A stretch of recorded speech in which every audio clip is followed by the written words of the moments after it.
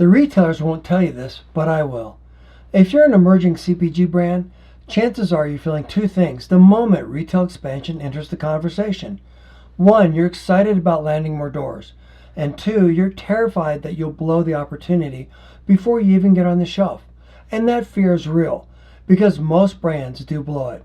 Not because they lack a great product, not because their mission isn't compelling, and not because their story isn't meaningful, but because the entire industry has trained founders to believe that landing shelf space is about sending samples, having a check ready for the slotting and other retailer fees, having a pretty sales sheet complete with customer testimonials, graphs, and data, showing up at the appointment with a multi-page pitch deck, and hoping a buyer says yes. But that's not how it works. In reality, retailers don't buy products, they buy confidence. Confidence that you understand the retailer's go-to-market strategy, their competitive landscape, so that you can help them grow market share, their shoppers, the category, the trends shaping category growth, where the product belongs, and how you'll help them win. Landing shelf space is not a pitch, it's a partnership. Today I'm going to show you how to land shelf space and win at retail using a strategic, founder-led approach almost no small brand ever uses. This alone will give you a competitive advantage. And I'll be pulling from the New Items Essential system, starting with one of the most important mini courses inside it, how to land shelf space and win at retail. This is a foundational skill big brands groom into their teams, and one that smaller brands must master if they want their new item launches to succeed. This is also one of the most asked questions founders routinely submit to my articles, podcasts, YouTube videos, and emails. But before we dive into the strategies, let me take you back to a real moment in my journey, a lesson that shaped how I approach retail to this day. The story, the first time I realized why retailers say no. Years ago, I was consulting with a fast-growing natural brand.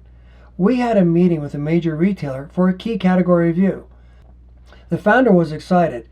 They had been having a lot of success. The product was strong and it was a good fit for the retailer. The mission was inspiring and it aligned with the retailer. Velocity was promising.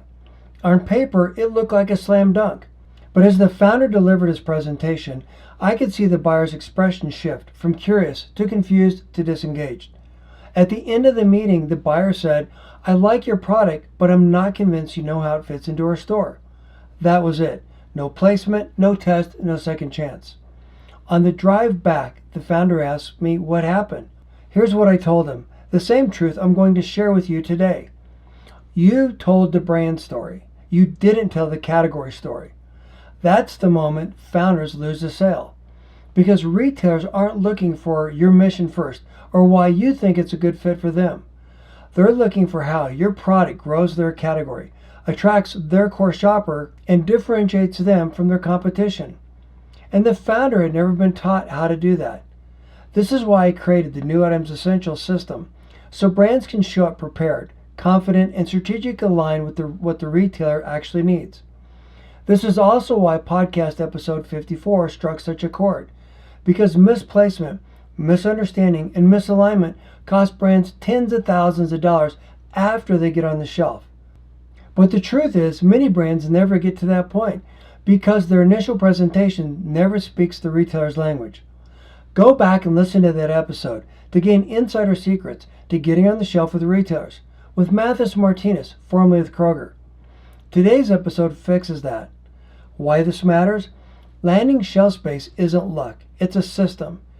You increase your odds dramatically when you understand the retailer's objectives and their go-to-market strategy, the retailer's competitors, and what gaps you can help them close.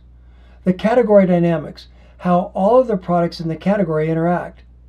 Shopping behavior, how shoppers purchase the category, how they make buying decisions. The shopper need states.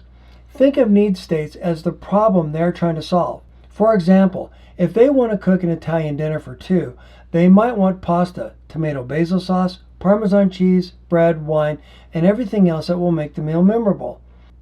What problem does your product solve, and how does your customer shop your products? This is the kind of information retailers need from you.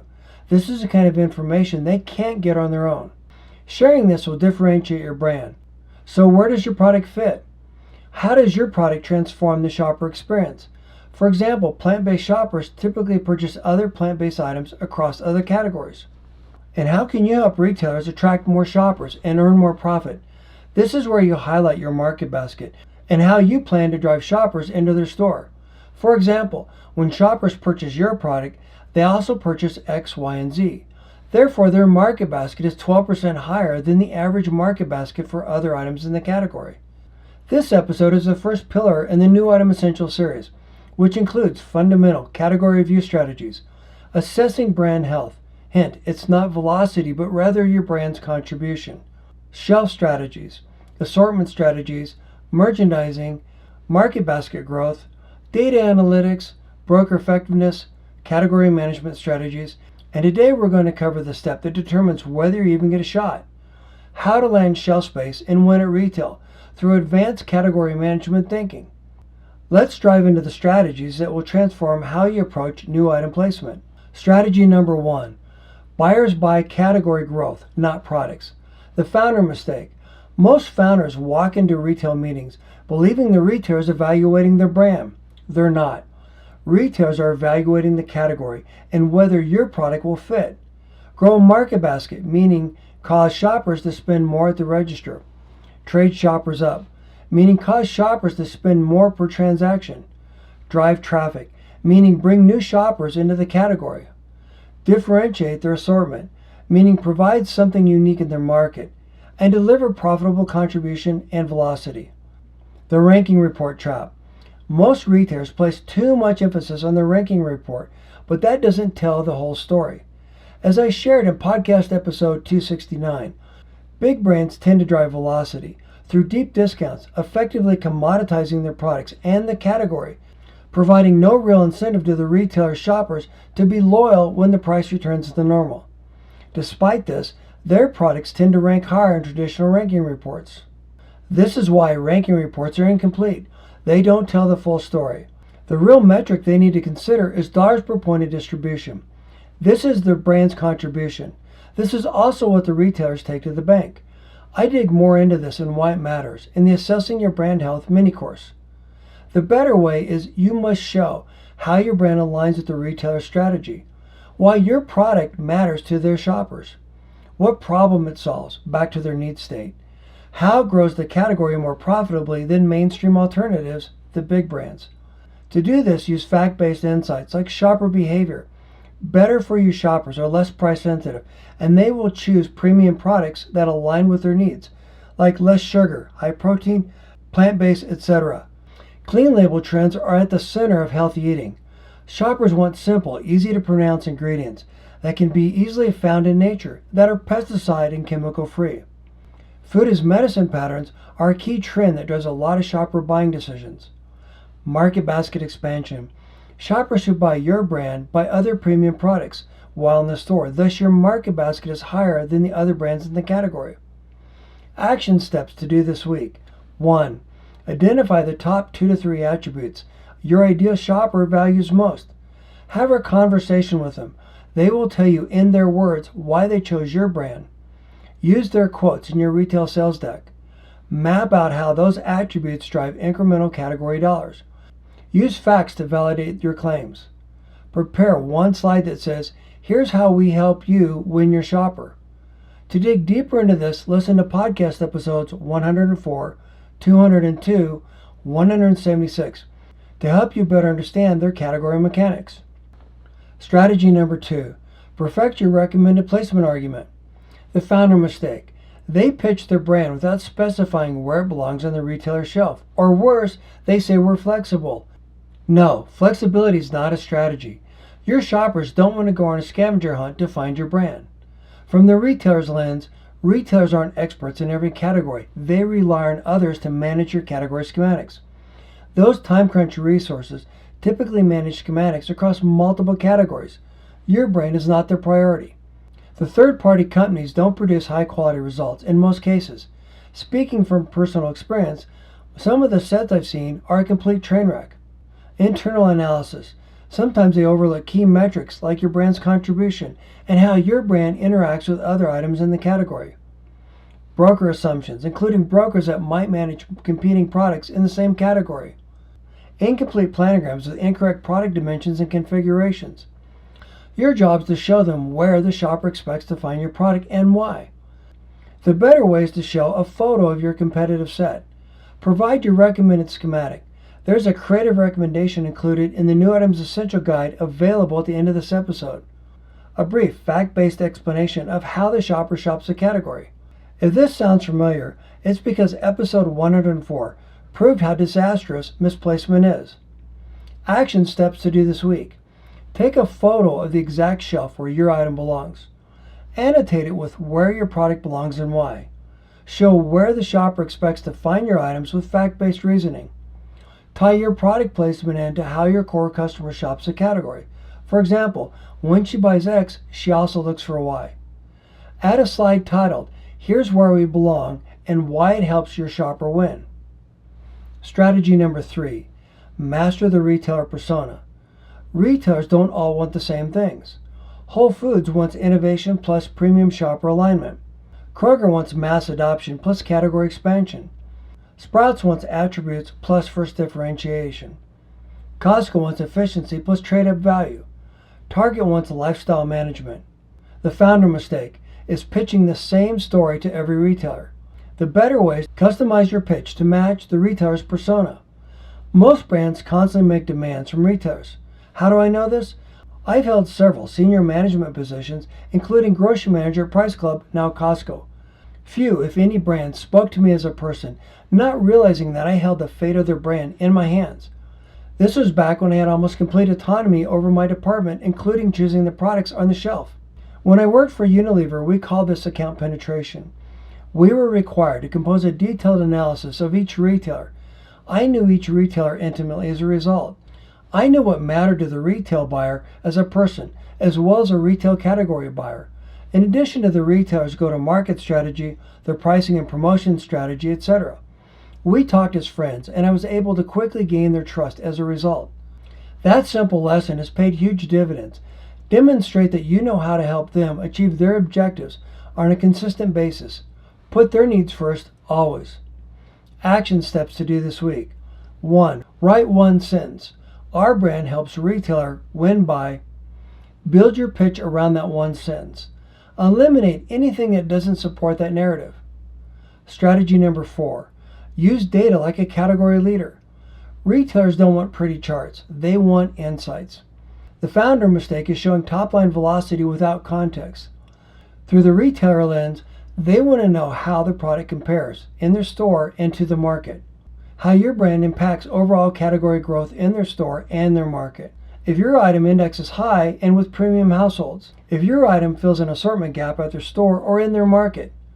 How it affects shopper loyalty, share of wallet, and market basket. The better way is to turn numbers into strategy. Instead of saying our velocity is X, try shoppers who buy our product spend 23% more in the category. Or our item converts mainstream shoppers into premium ones. This is where the category is headed. Action steps to do this week. 1. Identify your top 2 to 3 insights using syndicated POS data and shopper marketing data. 2. Create a single slide titled, "Here's what the data says your shoppers want next." This alone differentiates you as a category leader, not just a brand. Strategy number 5. Build partnerships, not presentations. Retailers reward brands that make their jobs easier. The founder mistake is that brands show up to get shelf space. The better way, you show up to give value. They already know how the category is performing in their store. Provide insights they don't have access to. Insights on how your core customer shops the category and how your shoppers are uniquely qualified to help the retailer achieve their objectives. When they buy your brand, they also buy X, Y, and Z.